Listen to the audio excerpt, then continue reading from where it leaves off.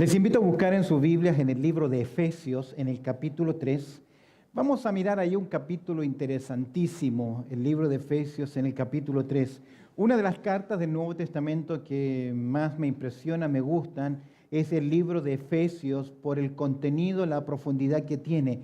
Su equilibrio tanto en el aspecto doctrinal como el aspecto práctico. Pablo en esta carta nos presenta 6 capítulos, o para nosotros 6 capítulos. Perfectamente equilibrado. Los primeros 3 capítulos tienen que ver con conocimiento, tienen que ver con doctrina, y desde el capítulo 4 hasta el capítulo 6 tiene que ver con conducta, con deber, con la vida cristiana. Es decir, Pablo mantiene el equilibrio que Pedro nos exhorta en su segunda carta, en el capítulo 3, verso 18, que nos dice que antes bien creced en la gracia y el conocimiento, mantener el equilibrio en la vida. Ahora, los primeros 3 capítulos de Efesios son un libro interesante porque Pablo está desarrollando el tema del porqué de la iglesia del Señor Jesucristo.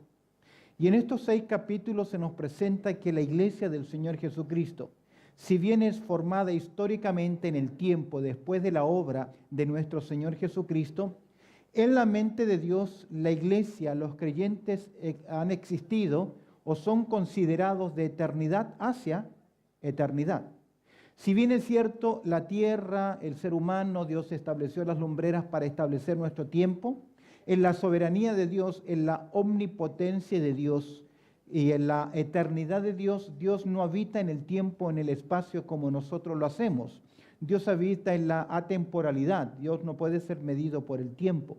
Nosotros a veces hablamos filosóficamente para entender la teología, eternidad pasada, eternidad presente y eternidad futura. Podemos llegar a entender, pero no existe una eternidad ¿qué? Pasada. ¿Por qué? Porque eterno es siempre, es atemporalidad. Entonces decir en la eternidad pasada es para que nosotros podamos medir, tal vez antes de la creación, tal vez antes de la creación del mundo, antes de que se estableciese el hombre en la tierra. ¿Recuerdas que el Cordero fue inmolado? Apocalipsis 13:8, desde antes de la fundación del mundo. Es eternidad pasada para nosotros, es para entender aquellos conceptos de atemporalidad que nosotros no llegamos a comprender. Y en esa verdad Pablo nos enseña en el capítulo 1 que los creyentes, la iglesia, tiene posesiones, ha sido bendecida, tiene riqueza espiritual. Si tú miras panorámicamente en el capítulo 1, Pablo va a hablar sobre que hemos sido predestinados, adoptados, aceptos, tenemos redención, tenemos perdón, tenemos las arras, tenemos el sello del Espíritu Santo. Todo eso tiene que ver con lo que el creyente posee o tiene en la gracia. Mientras que el capítulo 2, si tú miras el verso 6, nos enseña no tanto lo que poseemos, la posesión, sino que la posición que tiene el creyente. En Efesios capítulo 2, verso 6 dice que usted y yo estamos sentados ¿dónde? En lugares celestiales. Yo no lo veo a usted sentado en lugares celestiales. ¿Por qué? Porque nosotros habitamos el tiempo, el espacio. Pero en la mente de Dios, en la eternidad de Dios, ya Dios nos ve como santos, justificados, glorificados. Nos ve posicionalmente sentados ¿dónde? En lugares celestiales. Y aquí hay una verdad interesante en el Nuevo Testamento, para la iglesia, los creyentes, nosotros, que hay muchas verdades para el creyente que son posicionales. Y otra realidad es nuestra práctica. Y la clave del cristianismo es mantener un equilibrio entre su posición espiritual y también su andar diario. Por eso en el capítulo 4 Pablo va a hacer mención, quiero hermanos que andéis como es digno. Es decir, que mantengan el balance en equilibrio de ¿qué? De nuestra posición. Según a los Corintios 5:17 dice, de modo que si alguno está en Cristo, ¿qué? Nueva criatura es, las cosas viejas pasaron, todas son hechas nuevas. Ese es un versículo posicional. Por estar en Cristo. Pero mi deber es vivir acorde a ¿qué? A esa nueva vida en Cristo. En Romanos capítulo 6, Pablo dice que nosotros hemos muerto al pecado. Pero, ¿realmente está muerta mi naturaleza pecaminosa? Pablo me enseña en Efesios que yo debo hacer morir en mí ¿qué cosa? Los deseos de la carne y luchar contra ellos. ¿Por qué? Porque en el cristianismo una es las verdades posicionales. Somos hijos de Dios, Somos herederos, coherederos con Cristo Jesús, pero también debemos andar como hijos de Dios. ¿Qué significa eso? Volver a mantener el equilibrio. Por eso hay una posición, la posesión. Por eso hay una posición que nosotros tenemos, y en el capítulo 3 vamos a ver la participación que nosotros tenemos. Me encanta esta porción. Pablo comienza en verso 1. Por esta causa yo, Pablo, prisionero de Cristo, estoy en capítulo 3, verso 1, de Cristo Jesús, por vosotros los gentiles, si es que habéis oído de la administración de la gracia de Dios que me fue dada para con vosotros, que por revelación me fue declarado el misterio que antes lo he escrito brevemente, leyendo lo cual podéis entender cuál sea mi conocimiento en el ministerio de Cristo. Misterio que en otras generaciones no se dio a conocer a los hijos de los hombres, como ahora es revelado a sus santos apóstoles y profetas por el Espíritu, que los gentiles son coherederos y miembros del mismo cuerpo y copartícipes de las promesas en Cristo Jesús por medio del Evangelio, del cual yo fui hecho ministro por el don de la gracia de Dios que me ha sido dado según la operación de su poder. A mí, dice el verso 8, que soy menos que el más pequeño de todos los santos, me fue dada esta gracia de anunciar entre los gentiles el evangelio de las inescrutables riquezas de Cristo, verso 10, y de aclarar a todos cuál sea la dispensación del misterio escondido desde los siglos en Dios que creó todas las cosas, para que la multiforme sabiduría de Dios sea ahora dada a conocer por medio de la iglesia a los principados y potestades en los lugares celestiales, conforme al propósito eterno que hizo en Cristo Jesús nuestro Señor, en quien tenemos seguridad y acceso con confianza por medio de la fe. Por lo cual pido que no desmayéis a causa de mis tribulaciones por vosotros, las cuales son vuestra gloria. Interesantemente, cómo Pablo presenta acá el ministerio que Pablo ha recibido y cuál es el contenido del ministerio. No sé si recuerdas el libro de Deuteronomio capítulo 29, verso 29. ¿Alguien recuerda lo que Dios dice ahí en Deuteronomio 29, 29? Las cosas secretas pertenecen a Dios, pero las reveladas son para nosotros y para nuestros hijos. Es interesante, ahí Dios le dijo a la nación de Israel que Dios mantiene ciertas cosas secretas, ya que 29, 29 dice, las cosas secretas pertenecen a Dios, más las reveladas son para nosotros y para nuestros hijos, para enseñarla.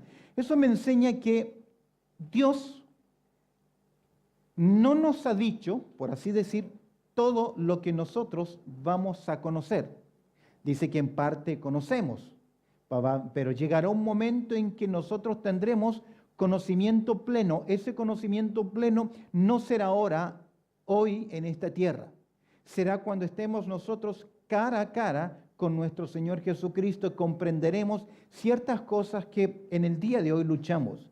De la teología, de los estudios de la doctrina, hay muchas cosas que no comprendo. Es por eso que hay diferentes escuelas, porque algunos hermanos tienen un pensamiento sobre ciertos tipos de temas, donde honestamente en las Escrituras a veces no hay mucha claridad. De ahí que surgen denominaciones, posturas teológicas, pensamientos o sistemas o escuelas de interpretación bíblica. Entonces, Dios dice en su palabra que hay cosas secretas que pertenecen a Dios. Sin embargo, Dios nos ha revelado, Dios ha dado a conocer todo lo necesario para que el hombre pueda caminar con Dios y saber exactamente cuál es la voluntad de Dios en su vida. Dios fue tan claro que nos dijo que nos dejó su palabra. ¿Recuerdas el Salmo 119, verso 105? Lámpara es a mis pies tu palabra y lumbrera a mi camino. El creyente que quiera hacer la voluntad de Dios, lo único que tiene que hacer es comenzar ¿a qué? A leer la palabra de Dios, porque en ella está todo lo que nosotros necesitamos saber. Un predicador, un pensador decía lo siguiente: yo no me preocupo tanto de lo que no entiendo, me preocupo más de lo que entiendo y no quiero obedecer. Y la verdad que a veces hay mentes inquisitivas, mentes intranquilas, que siempre quieren saber qué, más y más y entender, y siempre tienen cuestiones o cuestionamientos o llegan a ciertos razonamientos, a conclusiones, porque no pueden parar mentalmente. Por eso Dios dice en su palabra, hay ciertas verdades que fueron claramente enseñadas para nosotros. De ahí que cada iglesia Toda iglesia debe tener su distintivo o su credo doctrinal. Es decir, cada iglesia, recuerdas que hablábamos en la semana pasada o en el estudio anterior, que para que una iglesia sea una iglesia local, organizada, necesita tener un punto fijo, necesita tener documentos de práctica y también de doctrina, y necesita estar organizada, tener un liderazgo dentro de esa iglesia. Esos tres componentes hacen que una iglesia sea una iglesia local que está organizada. Que yo pertenezca y vaya a un grupo de oración en una casa, ese grupo de oración en esa casa no le convierte en una iglesia. Alguno dirá, pero donde hay 2 o 3 congregados, ahí está el Señor. Amén, claro que sí. Pero eso no significa que son ¿qué? Iglesia. Para que sea iglesia tiene que haber un punto fijo, tiene que haber una constitución, tiene que haber un credo doctrinal y tiene que haber un gobierno de la iglesia, independientemente del gobierno que se quiera tomar. A la luz de 1 Timoteo que estamos estudiando, surgieron 3 grupos de gobiernos de iglesia, episcopal, presbiteriano y congregacional. Los mismos textos, 3 escuelas diferentes, que han visto una aplicación desde ese punto de vista, episcopal, presbiteriano y congregacional, y han convivido a través de la historia del cristianismo sin tener mayores problemas en sus denominaciones. Pero estamos hablando del mismo texto, pero la forma de ver el punto de vista de estas escuelas los ha llevado a mantener, y en cierta forma ha sido bien. Dios los ha utilizado en el tiempo. El problema es que cuando el liderazgo deja de ejercer la función que es su responsabilidad, que es orar por el pueblo del Señor y enseñar la palabra del Señor, cuando ese liderazgo se desprende de esa responsabilidad y cuando la iglesia deja de orar por sus líderes y, como recomienda el libro de Hebreos, sujetarse, someterse, obedecer a sus pastores y anda como rueda suelta por todos lados, obviamente ningún sistema va a funcionar. ¿Por qué? Porque se requieren de las dos partes, liderazgo estable y una congregación fiel que sea también estable. Por eso, ahora, Dios nos ha revelado lo suficiente para crecer, para conocer, y me encanta acá que hay cierta forma, hay ciertos secretos de Dios que Dios los fue revelando en el tiempo. Y aquí aparece en el capítulo 3 una palabra interesante, que por lo menos va a ser mencionada unas 5 veces, que es la palabra misterio. No sé si lo encontró. Mira conmigo, la tienes en el versículo 3, que por revelación me fue declarado el misterio. Mira conmigo, verso 4. Abre tu Biblia, verso 4. Dice, leyendo lo cual podéis entender cuál sea mi conocimiento en el misterio de Cristo. Verso 5, ¿cómo comienza? Misterio que en otras generaciones no se dio a conocer. Verso 9, dice Pablo que él fue ministro y declarar a todos cuál sea la dispensación del misterio. Esa palabrita misterio no es lo que nosotros entendemos de misterioso como ¿qué? Como las obras de Agatha Christie. ¿Las conoció? Las obras o las películas de Agatha Christie que tenían una trama de misterio. No es ese el significado. La palabra misterio acá tiene que ver con ciertas verdades que siempre han existido, pero que en un momento de la historia humana no fueron dadas a conocer. No fueron en cierta forma ¿qué? Reveladas. Dios, por así decir, las mantuvo oculta a los ojos de los hombres. Y si tú tomas una concordancia bíblica y buscas la palabra misterio en el Nuevo Testamento, te darás cuenta de que por lo menos se hace mención 11 veces a conceptos bien interesantes con respecto al misterio. Ahora, no son cosas misteriosas, sino que son cosas que Dios revela. Por ejemplo, Pablo escribe a Timoteo en su primera carta, capítulo 3, grande es el misterio ¿de qué? De la piedad, que tiene que ver con aquello que nosotros no conocíamos del amor, de cómo Dios se manifiesta entre los hombres, cómo Dios hace habitación en medio nuestro, cómo Dios se convierte en Emmanuel. ¿Qué es lo que hace? El Hijo lo revela, me preparó cuerpo, el Padre le preparó un cuerpo, no usurpó el cuerpo de alguien. En teología se llama la encarnación de Cristo. Es un misterio. En 2 Tesalonicenses, en el capítulo 2, dice que ya está en acción el misterio de la iniquidad, que tiene que ver con el futuro y que tiene que ver con la manifestación de un personaje que históricamente se llamará el Anticristo. Siempre a través de la historia humana ha habido ¿qué? ante Cristo, pero la teología paulina muestra que en el futuro, en un momento, cuando Dios quite algo que hasta el presente lo detiene, se va a manifestar el misterio de iniquidad. No que no existe, ha estado, pero desde ese punto en adelante será ¿qué?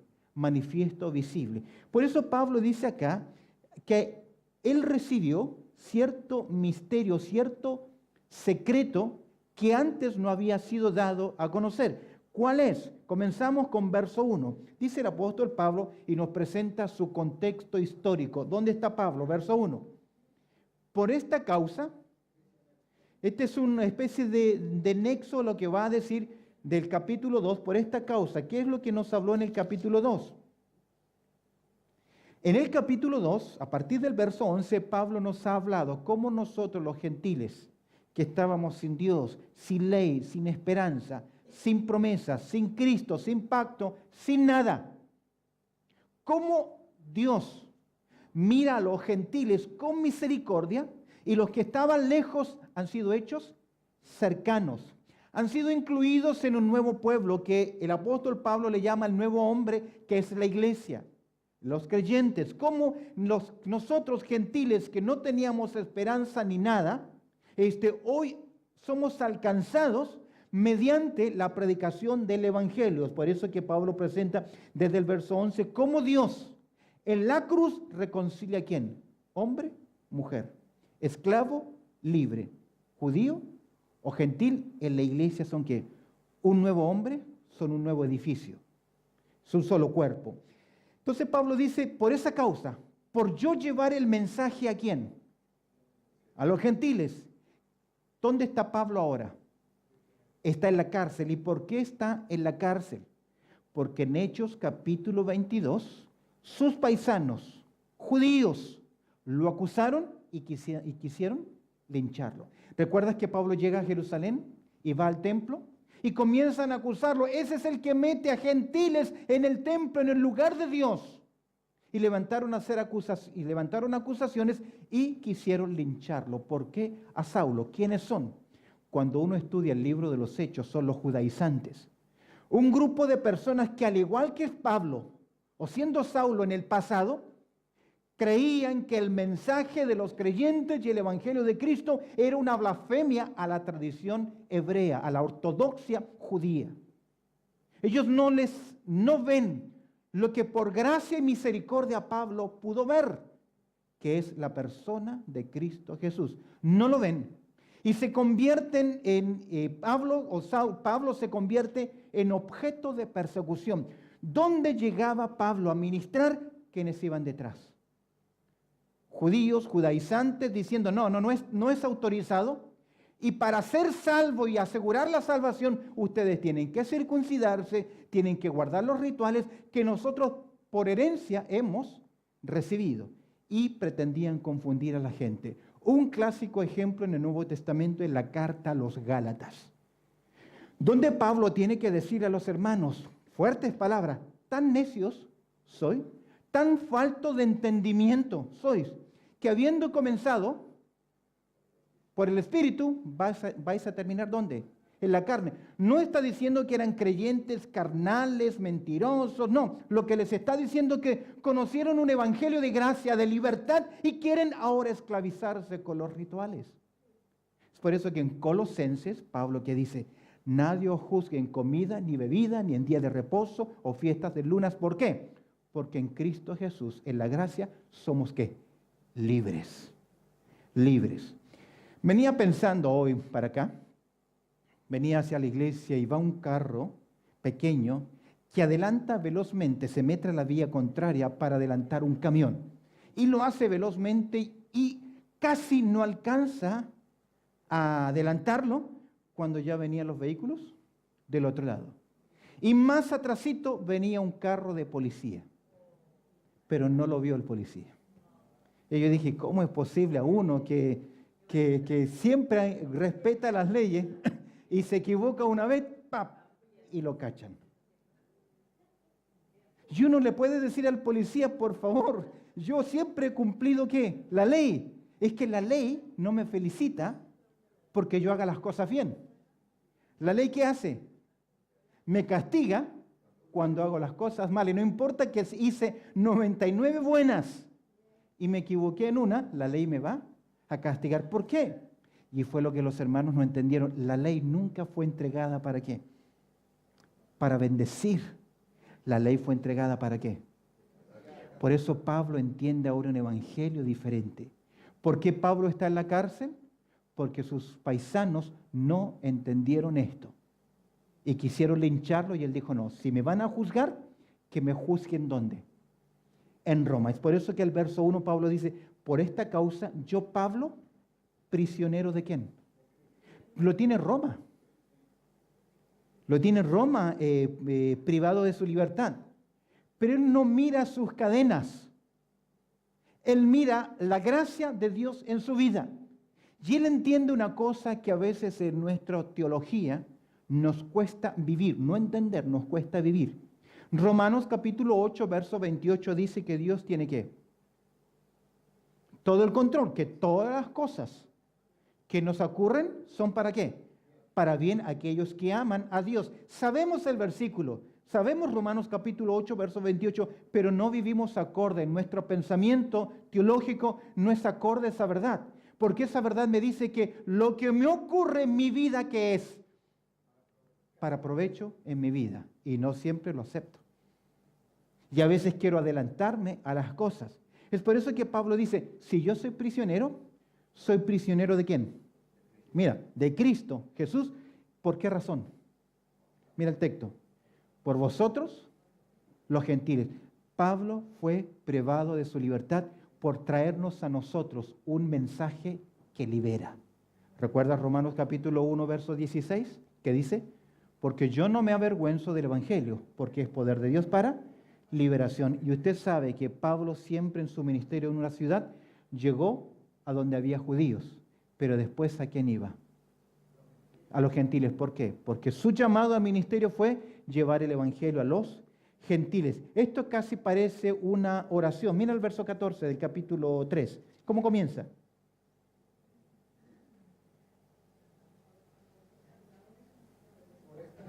Por esta causa doblo mis rodillas. Y al principio del versículo 3.1 dice, por esta causa. ¿Por qué Pablo estaba privado de su libertad? Por llevar el evangelio. Ahora, ¿por qué él es un apóstol? Porque Pablo está llevando el mensaje de la gracia del Señor. Mira el verso 13 del capítulo 3.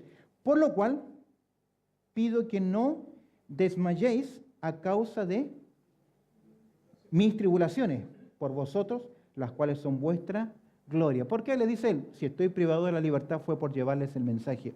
Aún más, cuando uno estudia el libro de los Hechos, cuando el evangelio llega a Samaria, los apóstoles de Jerusalén envían a Bernabé a observar qué estaba ocurriendo. ¿Por qué se estaba llevando el evangelio a quiénes? En ese punto sencillamente a samaritanos. Y samaritanos tenían un origen en común ¿con quién?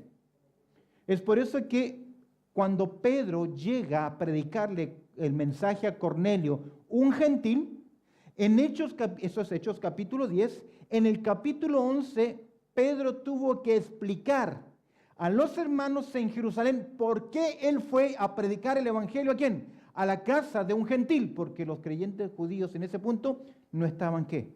De acuerdo. ¿Y cómo Dios tuvo que convencer a Pedro? ¿Cómo Dios convenció a Pedro? Dios le mostró una visión, un lienzo que descendía del cielo con ciertos ¿qué? Alimentos, que para la dieta de un judío, ¿qué? Eran prohibidos. Y la primera reacción de Pedro, ¿cuál fue? No, no, Señor. ¿Pero qué le dice el Señor? ¿No llames inmundo? Entonces, ahora, Pedro ya está en la casa de un curtidor. Un curtidor es aquel que trabajaba con cueros, con animales muertos y había podredumbre. Ya está cocinándose Pedro a fuego lento para que entienda qué cosa. Y cuando él está en esa conversación con esta revelación con Dios, ¿qué oye? Que vienen unos criados y le cuentan a Pedro lo que en este caso Cornelio ha recibido. un mensajero, un ángel le dice a Cornelio, envía a cierto lugar, a Jope, a donde está un tal hombre llamado Simón Pedro, para que te hable la palabra de Dios. Fue un ángel que le reveló eso a Cornelio. Y Cornelio envía a estos servidores. Ahora, me llama mucho la atención que si un ángel vino y le dijo a Cornelio, le dio un mensaje, ¿por qué no el ángel le presentó a Cornelio qué cosa? El evangelio. ¿Por qué manda a buscar al predicador? Qué interesante. Es que en esta dispensación, mis queridos, los que llevan el mensaje, ¿quiénes son? Nosotros, los creyentes, llevamos el evangelio. Le costó a Pedro entender. Es por eso que en el capítulo 11 tiene que contar qué es su experiencia con el Señor, con Cornelio, y lo que ocurrió cuando Pedro le predica el evangelio a Cornelio.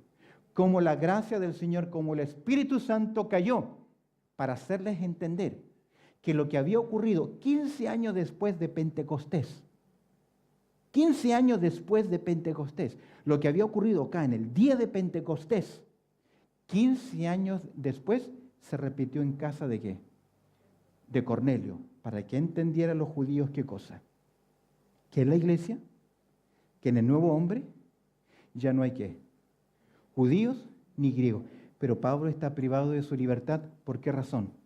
Porque él recibió una revelación. Mira el verso 2. Si es que, versículo 2 del capítulo 3 de Efesios, si es que habéis oído de la administración de la gracia de Dios que me fue dada para con vosotros. Pablo reconoce que recibió una economía, una enseñanza. Esta gracia que le fue revelada al apóstol Pablo de administrar, de enseñar, de representar, de compartir, ser el responsable, dice el verso 3, que por revelación me fue declarado este misterio. ¿Por qué por revelación? Porque como es un misterio, esa verdad estuvo ¿qué? Oculta a los ojos de los hombres. ¿Qué verdad? ¿Cuál es el misterio? Hay varias interpretaciones. Algunos ven acá que el misterio no es la iglesia, sino que es la predicación del evangelio a los gentiles. Eso no sería un misterio. ¿Sabes por qué? Porque en el Antiguo Testamento, en Isaías capítulo 42, 45 y 60, Dios le enseña a la nación de Israel que ellos debían ser luz al mundo gentil. Que ellos, la nación de Israel, Dios le dijo, ustedes serán mis testigos. Y la finalidad, la función de la nación de Israel era presentarle al mundo entero el Dios de Israel. ¿Cuál es el Dios de Israel? Jehová de los ejércitos. La nación de Israel tenía el deber de llevar el mensaje de Jehová, que solo en ella hay salvación al mundo entero. Ahora, muchos judíos ortodoxos, amantes de su tradición, de su historia, no lo quisieron hacer. Para ello tenemos un tremendo ejemplo. Cuando Dios le dice a un profeta, ve a la ciudad de Nínive. ¿Y qué hace Jonás? ¿Qué hace Jonás? Porque es muy celoso. A veces nos ocurre a nosotros también, de no querer relacionarnos con nadie más. Y hasta creemos que nosotros somos dignos del evangelio y no los pecadores que están afuera. Cuidado. Y Jonás, por la historia de tradición, tú sabes que nosotros los países tenemos siempre problemas con los países que están en limítrofe con nosotros. Históricamente, a lo largo de nuestro país, siempre hubieron diferencias con ¿quiénes? Con los argentinos. Y al norte, siempre con Perú y Bolivia. Y que los que viven en estos países más cercanos a las limitaciones, siempre están ¿qué? En pugna. ¿El Salvador con quién? Con Honduras. Y se pelearon por un partido de fútbol. No, yo sé que fue la excusa, pero siempre hay ¿qué? Ese rechazo social. Por eso Jonás dijo ¿qué? No. Y cuando Jonás sí o sí tiene que ir, se sienta bajo la calabacera y observa. ¿Y cómo está Jonás? ¿Contento? Está enojado con Dios. ¿Por qué? Porque alcanzó salvación para ellos. Esa era la mente de un judío. ¿Por qué el judío tenía esa mentalidad? Recuerda que cuando van a poseer la tierra de la Canaán, después de 500 años que Dios soportó toda la maldad de la tierra de la Canaán, Dios envía a la nación de Israel a través de Josué. ¿Y qué tienen que hacer? Cortar y destruir todo. Uno cuando mira eso dice, oye, este Jehová es un Dios de ira y no de misericordia. Pero entender el contexto, 500 años de paciencia tuvo Dios para con los hombres, para que buscaran a Dios, pero no lo hicieron. Entonces, un judío creía que era el único pueblo importante en esta tierra, superior a todos los demás. ¿Por qué? Porque habían recibido la ley de Dios, porque tenían la palabra de Dios, porque eran el pueblo escogido. Esa era ¿qué cosa? La mentalidad. Por eso Pablo dice que él tuvo que recibir ¿qué cosa? Me fue declarado este misterio, dice que por revelación. Y si no hubiese sido por revelación, jamás Pablo lo hubiese entendido. Aún más, mis queridos, cuando una persona es religiosa, tiene un credo religioso del pasado y oye el Evangelio, su primera reacción ¿cuál es? Rechazarlo, porque no lo puede ¿qué?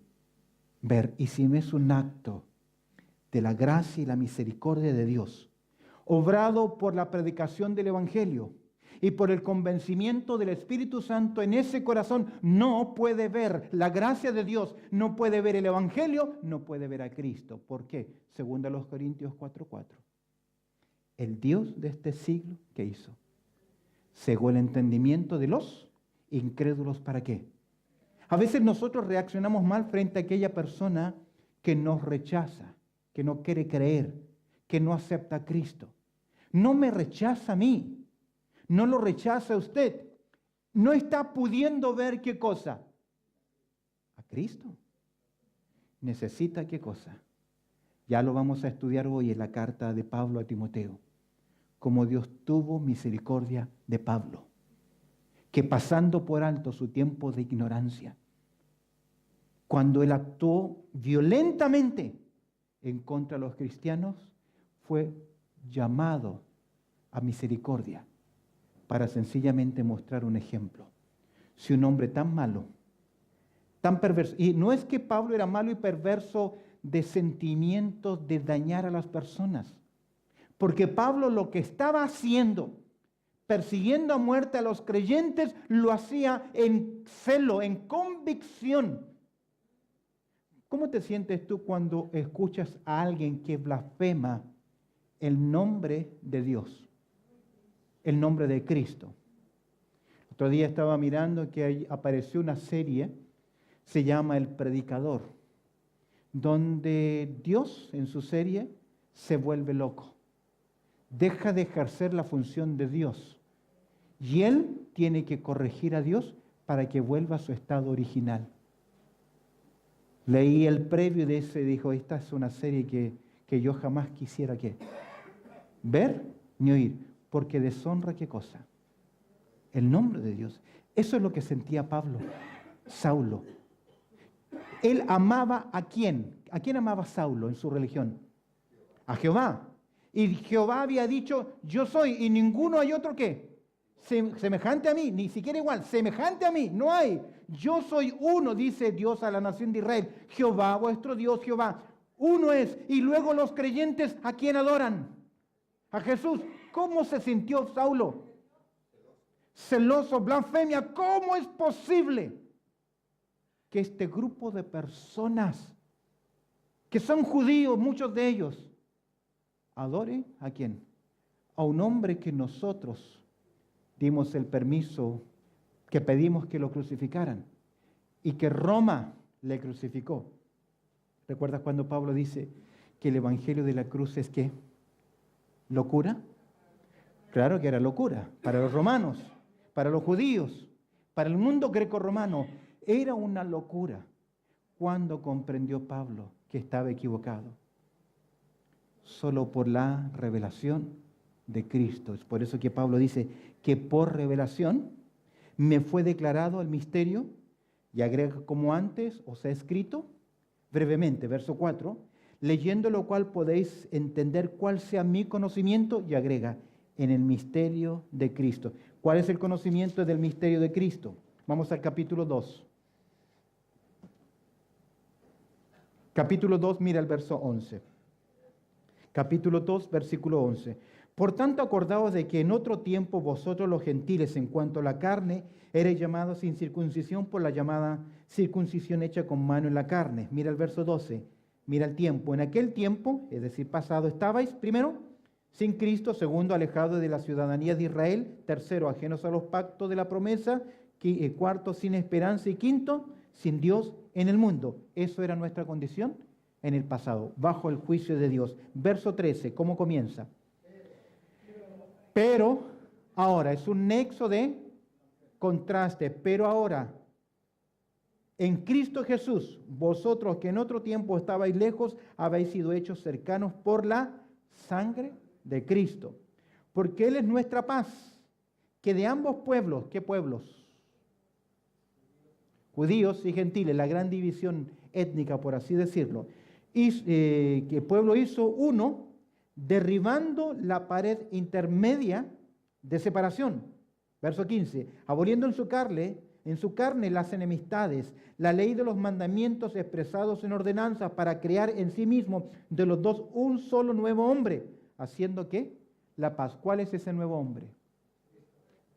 No, no es Cristo Jesús. El nuevo hombre que se formó, ¿quién es? La iglesia, de la cual Cristo es ¿qué? La cabeza. Y mediante, verso 16, la cruz, reconciliar con Dios a ambos en un solo cuerpo. ¿Cuál cuerpo? La iglesia de Cristo. Matando en ellas, ¿qué cosa?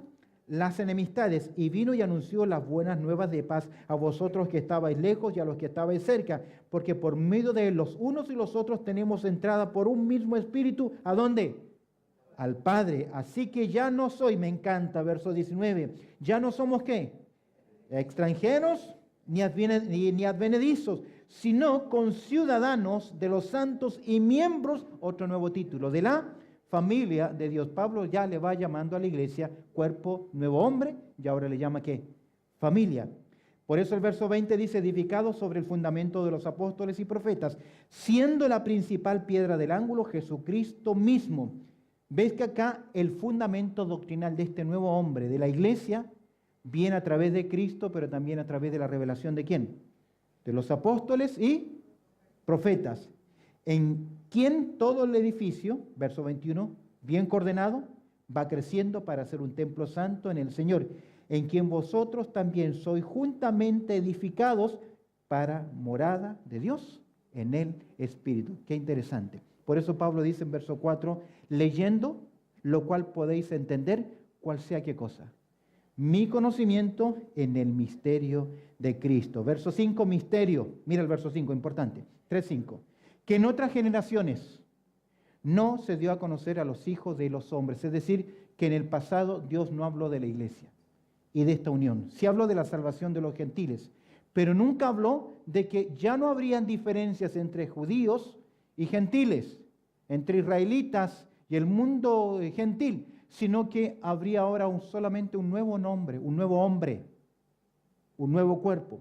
Dice, misterio que en otras generaciones no se dio a conocer a los hijos de los hombres, como ahora es revelado. Dice, es interesante, misterio. ¿A quién fue revelado? ¿Qué dice el texto? A sus santos apóstoles y profetas. ¿Por qué a ellos? Profetas y apóstoles, ¿por qué a ellos? Porque ellos en el comienzo de la iglesia recibieron ¿qué cosa? Revelación directa. Los apóstoles y los profetas. Es por eso que leemos, mira conmigo en el capítulo 4, verso 11. Mira conmigo el 4:11. Y él mismo, hablando de Cristo, constituyó a unos ¿qué? Apóstoles, a otros profetas, a otros evangelistas, a otros pastores y maestros. ¿Para qué? A fin de perfeccionar el cuerpo de Cristo. Es decir, Dios tomó este grupo de personas, los dio como fundamento para establecer el nuevo orden. ¿Y cuál es la revelación? Verso 6, que los gentiles son coherederos y miembros del mismo cuerpo y copartícipes de las promesas en Cristo Jesús por medio del Evangelio. Terminemos ya, verso 7, del cual, dice Pablo, yo fui hecho, ¿qué? Un diácono, un ministro, un servidor. Tiene el deber, Pablo, de servir al mensaje que ha recibido y a su Señor, del cual yo fui hecho ministro por el don de la gracia que me ha sido dado según la operación de su poder. El ministerio de la gracia que Pablo recibió tiene que ver con su llamado apostólico, ¿a quiénes? A los gentiles. Verso 8 de, a mí que soy menos el más pequeño de todos los santos, me fue dada esta gracia de anunciar entre los gentiles el evangelio de las inescrutables riquezas de Cristo. Me llama mucho la atención. Inescrutables, impenetrables, imposible de ser rastreadas, que si no es por revelación, no podemos comprender estas inescrutables riquezas. Y verso 9, y de aclarar, ¿a quiénes? A todos. Y de aclarar a todos, ¿qué dices? Me perdí. Y de aclarar a todos cuál sea la dispensación del misterio escondido desde los siglos en Dios, que creó ¿qué? Todas las cosas. Es decir, un tiempo, un misterio, una verdad que estuvo ¿qué? Oculta y que ahora es dada a conocer. Y que interesantemente, nosotros hoy, dice el texto, verso 10, nosotros ahora comunicamos la multiforme sabiduría de Dios. ¿A quién? A los principados, potestades. A las potestades, ¿en dónde? En los lugares celestiales. Aquí hay algo interesante. ¿Recuerdas que Pedro dice que los ángeles observan acerca de esta gracia? Que los profetas en el Antiguo Testamento, hablando de Cristo, recibieron, y que los profetas del Antiguo Testamento indagaron a qué persona, de quién se trataba, de quién estaban profetizando. Ellos entregaron un mensaje que no entendían. Y los ángeles sencillamente, ¿qué hacían? Observaban. Hoy nosotros entendemos que estos profetas hablaron de esta gracia, hablaron de la manifestación de Cristo. Y para los ángeles es también algo solemne. Termino con esto. ¿Recuerdas que en las Escrituras nos enseñan que Dios ordena a los ángeles adorar a quién? ¿Al Hijo? Ahora, ¿los ángeles no fueron creados para adorar a Dios? Amén. ¿Jesucristo no es Dios? ¿No fue adorado en la eternidad pasada por los ángeles? Pero ¿por qué entonces Dios dice adorad al Hijo? Si siempre lo han adorado, tiene que ver con el misterio. Porque cuando el Hijo regresa al Padre, no vuelve solo como Dios. ¿Cómo regresa? Como hombre. Ahora Jesucristo es Dios, hombre glorificado. Es por eso que el Padre dice a los ángeles, ¿qué cosa? Adoren al Hijo. Por eso que hoy los ángeles observan esta gracia, la multiforme sabiduría de Dios. Los ángeles pueden adorar a Dios, pero ellos no pueden hablar de redención. Ellos pueden alabar a Dios, pero ninguno de ellos puede decir, yo estuve perdido y ahora veo. Ninguno de ellos puede cantar el cántico de Isaac Newton, cuando él dijo, sublime gracia, que a un vil pecador que hizo, salvó. Los ángeles que no lo pueden decir, porque nunca ellos han estado, ¿qué? Como usted y yo estuvimos. Cuando esa mujer pecadora viene y se postra ante los pies del Señor, el anfitrión decía, si tan solo Jesús supiese quién es. Y Jesús dice, ¿a quién más se perdona? Más ama. Solo usted y yo sabemos qué es lo de mi pasado que el Señor que ha perdonado, porque por gracia sois salvos. El misterio de la iglesia. Bendito Padre Celestial, te damos gracias, Señor, por tu amor, por tu cuidado y por considerar esta maravillosa verdad de que tú nos has alcanzado, nos has dado gracia, nos has bendecido. Te agradezco, Señor, por este tiempo y ayúdanos a reflexionar en lo que hemos estudiado. En Cristo Jesús oramos. Amén y amén.